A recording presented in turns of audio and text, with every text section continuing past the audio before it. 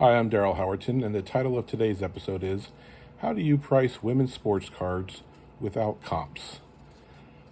I'm no expert, but I have been doing this for 2 years, so I'm going to tell you how I do things when I need to price cards on eBay once I've got them graded, and the process I use, especially if I can't find comps out there for cards that haven't been sold in a graded form. And that happens a lot with women's sports cards because it's so new. It's basically 1% of the card industry, if that, maybe. And so you're always going to come across cards that don't have comps. So I got some cards back recently from PSA, got them graded, and I kind of want to show you the process of how I list them on eBay at if you want to see my eBay site, it's called Fresno Beach, one word.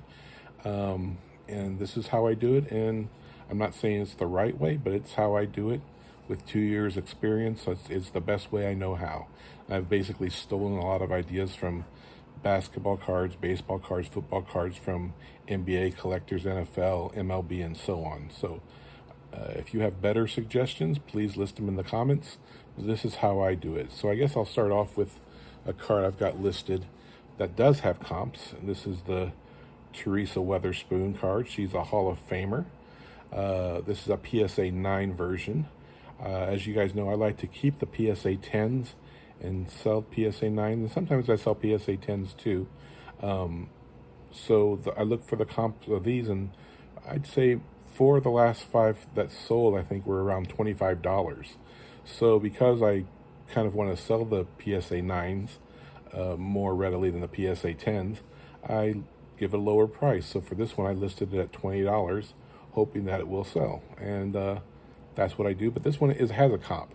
You know, I was able to look that up on the eBay search tool engines and all that type of stuff, and found that these other cards I have do not have comps. So this is how I cope when something different happens. Like, for instance, this is a card I had graded a while back, the Chechen beach volleyball card. She's my favorite beach volleyball player of all time, Chechen from China. And this card here is an HGA 9.5. It's a gem mint grade, equivalent to a PSA 10 and SGC 10, but they gave it 9.5s. So basically, I figure how much a PSA card would be graded: $35 if you want the autographs graded, $5 for shipping and handling. You know, when you get insurance and you're sending the whole thing, it basically costs $2 up, $2 back. So I factor that in the price. And if I paid $15 for the autograph card, you add it up. 35 plus 5 is 40, plus 15 more is 55. I round up because there will be eBay fees taken out and other things. So that's why I have this on sale right now for $60. It's basically a gem mint card for $60. And if it was a PSA 10, I probably would list it for $100. But because HGA is probably the 5th biggest card grader out there, lower than CSG and CGC and Beckett, who probably get 40% of their comps from the PSA grade. I count this one somewhat the same. So, I've got it 60. I probably would go down to $50. Who knows where I would go? But that's why it's sold. That's why I have this priced accordingly at $60, even though it's a gem mint card. If it was graded by PSA, it'd be a PSA 10, but I can't sell an HGA for the same price as a PSA, so that's why that is.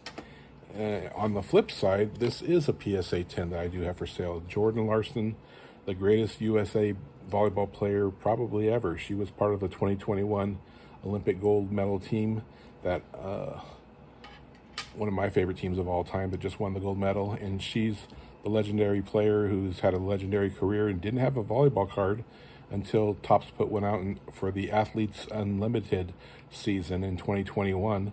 So that's her rookie card, and I got a PSA 10. So when you look at how much it costs to grade, $19 for the PSA, $4 for shipping and handling with the insurance. So that's $23. Add another $10 for the, if you want to buy that card on the open market right now, it costs $10 or $15 or $20 even. So you add it up, that's $33 is what I would give it if it was a PSA 9, because PSA 10s are typically triple what a PSA 9 would be on this level. I'm selling it for $100. 3 times 33 is 99, rounded up $100, and that's why I have it comped and priced accordingly. Am I right? Am I wrong? I don't know, but I think it's a fair price. Here's a PSA 9 of Dani Hantuchova, one of my all-time favorite tennis players. It's a rare card, scarce at the very least. It's a NetPro Glossy Elite 2003, her rookie card. It's a PSA 9. I think there are 7 PSA 10s and 6 PSA 9s in the population right now. So this is one of 13 cards out there that have been graded as mint or better. Is that mint? Yeah, it's mint. And, I really don't know how to price this because there's not one that's sold. There's somebody who's selling a PSA 10 on eBay right now for $700, but I don't know if they're doing it right. I see a SGC 9 on sale for $140. I don't know if that's right, but I did see a Martina Hingis, I guess you could call it a rookie card, her 2003 NetPro Glossy Elite. That sold for $155, so I figured that's a close comp. I mean, Martina might be better than Dani, but Dani's also very popular. She's on the Tennis Channel all the time hosting shows, so she's a star in her own right. So I put a similar price tag. If Martina Hingis sold for $155 for the similar card, I'm going to sell Dani for that price. So that's why I have it at $155. Is that the proper science? Probably not, but it's the best I can do. And plus, it's comparable with the $700 PSA 10 that's on the market. There's an SGC 9 out there. I think people would rather have a PSA 9 than an SGC 9. And if I have a price tag of $155 and they have $140, typically PSAs go for a lot more than SGCs. So I think in this case, someone would prefer to have this card over that card, but I could be wrong. But that's why I have it priced as such.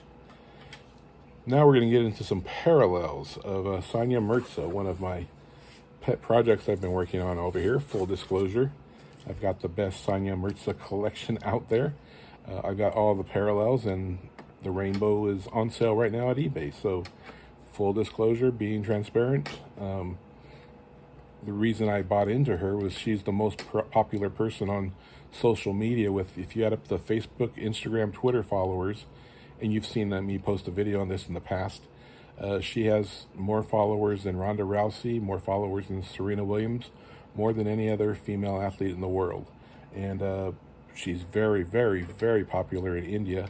So when I saw her cards at a cheap price, I went and invested in her. Every time I saw a parallel, I bought it. And when I saw the one of one, I had to have it. So all that being said, I have these graded by PSA. They just came back a month ago or so. And here's how I priced them. That's what this whole video is about, how I price them, why I price them. I'm trying to give a fair price, but I'm also trying to understand how this card in the future could be really much in demand. And so I believe they'll go up in value. Part of me wants to hold it for a longer time, and part of me wants to sell it. But I think the part of me that wants to sell it won out right now because they're on eBay. And here's the base card right here. And let's price the PSA 9 version of a base card first. This card costs $19 to grade, $4 to ship, and I bought it for $2. So you add 2 plus 4 plus 19, that's $25. And that's why you can see this very, it's not scarce, it's not rare. There's this abundant Sanya Mirza base card, 2015 Epoch, her rookie card, when it comes to a WTA issued set, or actually this wasn't the WTA, but it had a lot of WTA players in it. So this one I have priced at $25 because that's how much it costs to get graded, buying, shipping, insurance, and it's a 9. It's not a 10. If it was a 10, I probably would have sold it for at least $75, and maybe because of her popularity, maybe even $100, a nice round number. But right now I got it at $25. And then I look at a lot of the other baseball cards and see what their parallels go for when you have a 1 of 1, a 1 of 5, a 1 of 25. And I try to make comparable numbers based on that. So based on that type of research, I've seen that when you have a card that's a 1 of 30, a lot of times they tend to be 5 times the value of what a PSA 9 would go for in that sense. So since I'm selling that one for $25, I would sell a PSA 9 pink version, 1 of 30, for $125. Now, because this one I have on sale as a 10, I've got it priced in between what a pink would go for and a silver would go for. Now, a silver PSA 9 I would sell for $375. So a PSA silver, $375, a PSA pink, $125. And because this card right here is a 1 of 30 PSA 10, I put the price in between, and that's why I have this one on sale right now for a PSA 10 pink for $125. I'm sorry, for $200 because that's in between those numbers. So that's a PSA 10 on sale at eBay right now for $200, and that's why. When you come up with the silver 10, I try to price that between what a gold 9 would go for and a silver 9. So if a gold 9 is going for $500 and a silver 9 is going for $375, and this is a silver 10, I put it in the in-between price at $450. So that's why that's priced accordingly. And then when you get to my gold, a 1 of 10, like I said, the price there is $500, and how I get there is I sell the gold for 20 times of what the base card sells for. So 20 times 25, $500. So that's why the PSA 9 gold 1 of 10 sells for $500. And those are the multiples I use for PSA 9s. 1 of 30 pink, 5 times the base. 1 of 20 silvers, 15 times the base. And 1 of 10 golds, 20 times the base. So then ultimately when you get down to the 1 of 1, the multiplier I like to use on that is the 150 times. That seems to be what is often used with baseball cards, basketball cards, and such. So 150 times $25 turns out to be $3,750, and that's what I have the 1 of 1 Sign Your Merchant card going for right now. Is it right? Is it correct? Is it fair? I don't know, but that's why I do what I do. I actually believe these cards are worth a lot more than that. I think this will go up once card collecting becomes more of a thing in India. But at the moment, I think it's a fair price, and I think it will go up.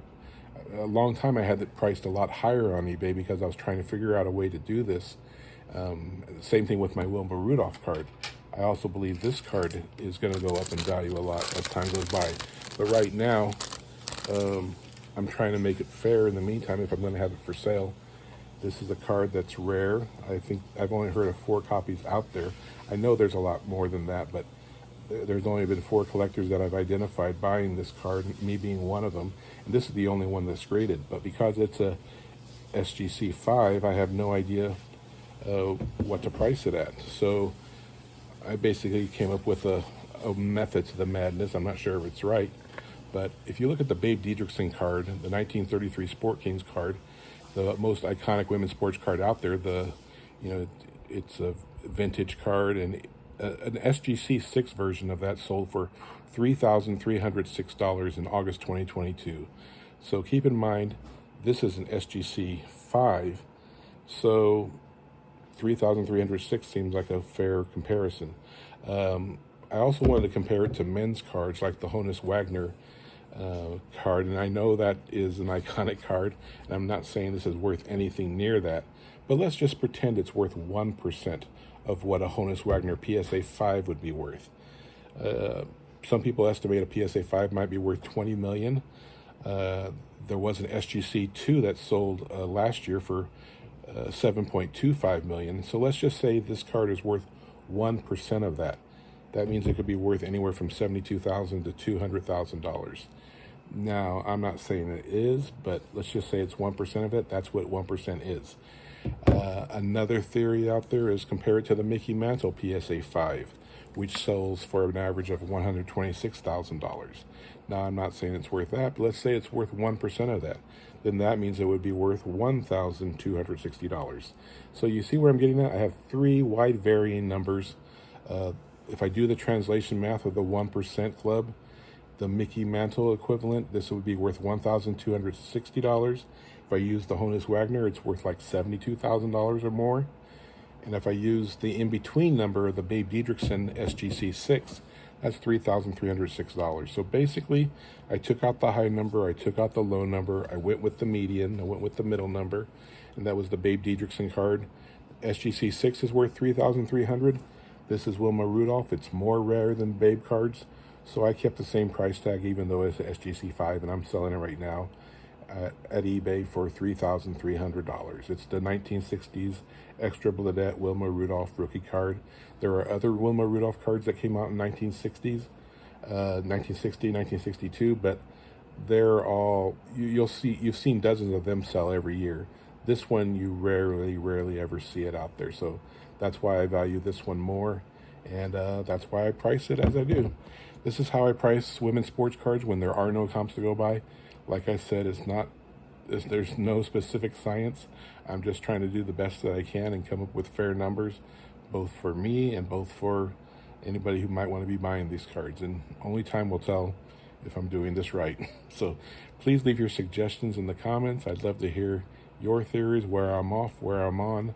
And that's all I have for today.